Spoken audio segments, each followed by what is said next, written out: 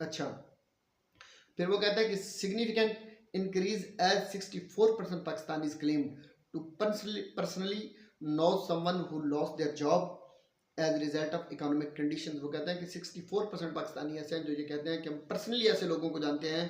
कि जिन्होंने मौजूदा इकोनॉमिक कंडीशन की वजह से अपनी नौकरियां खोई हैं। इससे आप अंदाज़ा लगा दें कि अगर 64% लोग हैं, वो ऐसे लोगों को जानते हैं कि जिन्होंने अपनी जॉब्स मौजूदा इकोनॉमिक कंडीशन की वजह से, जिनकी जॉब चली गई हैं, जो अपनी नौकरियों से महरूम हो गए हैं, तो वो जिन्होंने नौकरियां खोई हैं वो कितने लोग होंगे। अब ये यहाँ पे वो बात आ जाती है कि इमरान खान कहता था 1 करोड़ नौकरी देंगे, तो कहाँ की भी नौकरी। आप बताएं कि आप आपके टाइम पे अगर ये एक बंदे को भी जानता हो तो 64% तो लोग भाई ये बन जाते हैं जिन्होंने आपके ज़माने में अपनी जॉब से हाथ धोए हैं और अपनी जॉब से महरूम हुए हैं। तो आगे फिर वो कहते हैं कि 96% Pakistani is less confidence about their ability to invest in future,